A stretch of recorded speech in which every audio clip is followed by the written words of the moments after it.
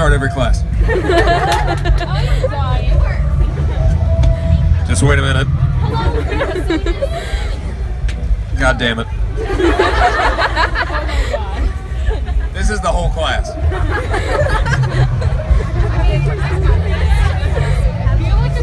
Too tall for the stool.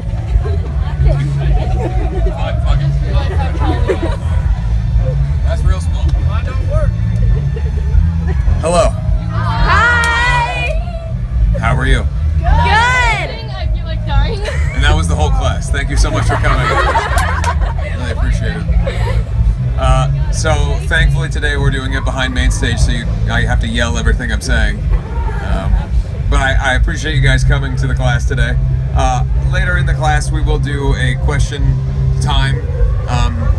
He will send a microphone around so I can hear you.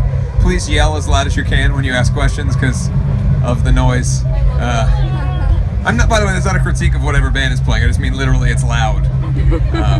And so when we get to questions, I want to say real quick, while I appreciate everyone asking me about when the next Black Veil Brides record is coming out, that is not really a question that I want for this class. I will tell you that you will hear new Black Veil music in October, and that's it. Can we move on from that now, though? We'll make sure. All right.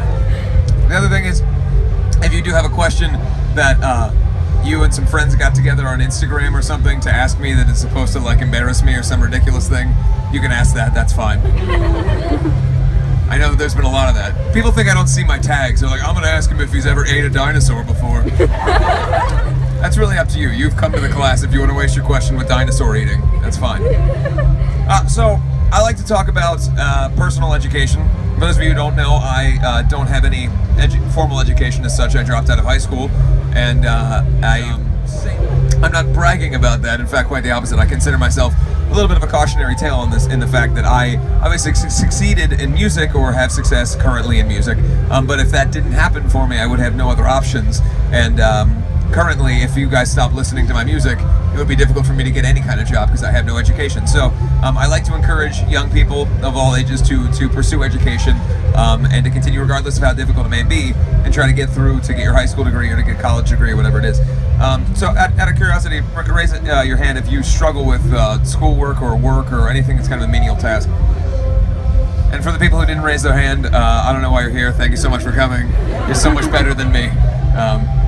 No, but seriously, I can relate to both sides because, truthfully, I excelled in the concept of gaining knowledge, but I had struggled with the curriculum in school. I struggled with being taught things that didn't necessarily seem applicable to me. And so, for those of you who don't know, dial-up internet was internet made a song when you tried to turn it on. It was an awful song.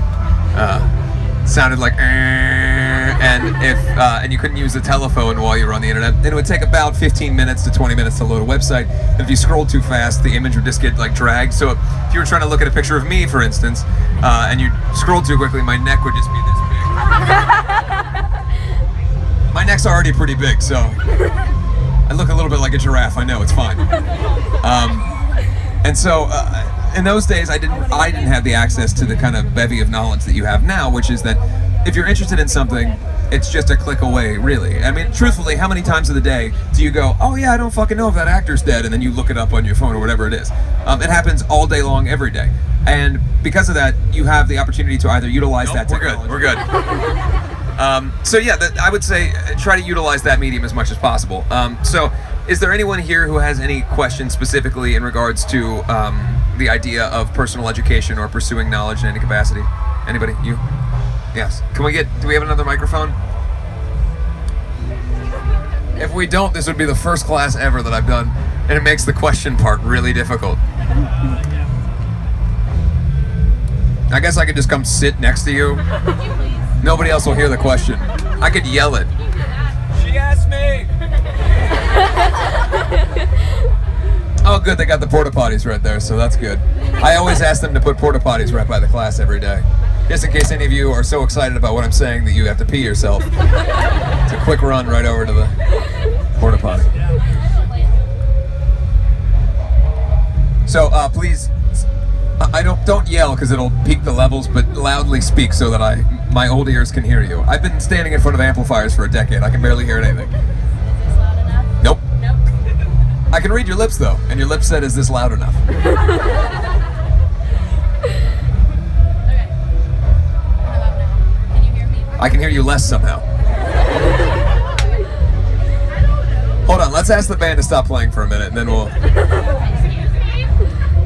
Excuse me, could you please leave?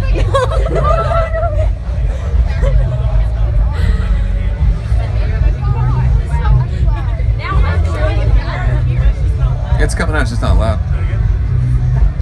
Yeah! That's your voice in a microphone. It is. What's your name? Cheyenne. Cheyenne, how you doing? I'm great. Hi. You're high? No. Well, We'll get to no. that later, but that's not for this class. So my question is, I'm fangirling. Hold on. Me too. This looks so bad. I'm gonna get my life together right now. Okay, so how did you? So I know that when you quit high school and you Yes. like when you were 18, you moved out and I you did. were like, let's go and do this. How did you do that? Because I save up and like I'm trying so hard, but Yeah. where the fuck do I go? Like I don't know. Well, first of all, I wouldn't if you were close to like the other stupid thing I did was I was like 4 months away from graduating. Drop out. Yeah. So don't do that. Don't just look at me and go like I don't want to do that. I mean, I'm a grown man wearing an unbuttoned tiger shirt in public. Don't do anything I'm doing. Silk. It's nice.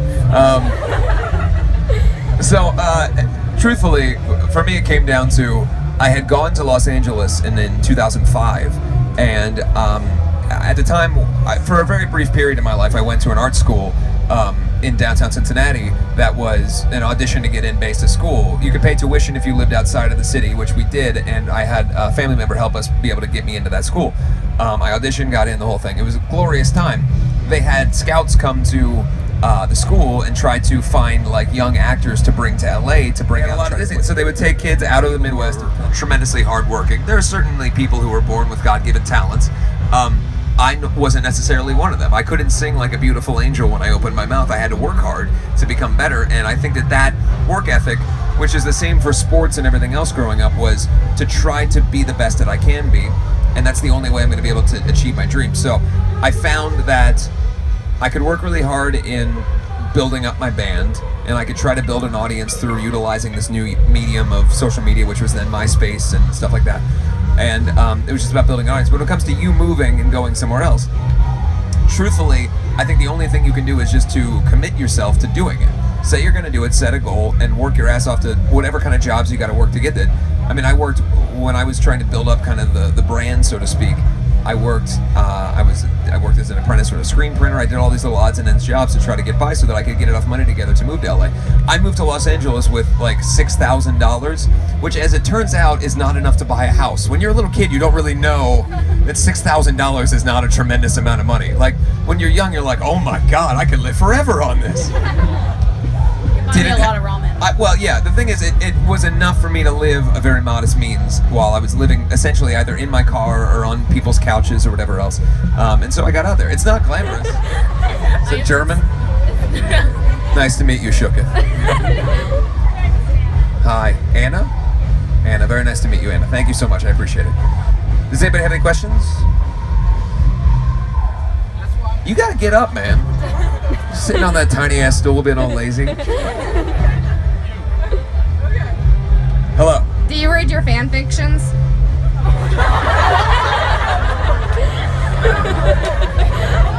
Like of any kind. Do you read any of them? Like, does the curiosity get to you? No. So, all right. So, like, look, I'm older when it comes to the internet generation, and when that stuff first started happening, we were all like in the band kind of curious of what the hell that was, and then we quickly found out that that's not something that we needed to read. So, no. I'm familiar with the concept. There's some no, truthfully, honestly, there's some really cool writers and young writers who read really cool stuff. Obviously, you're making reference to some of the more, or you know.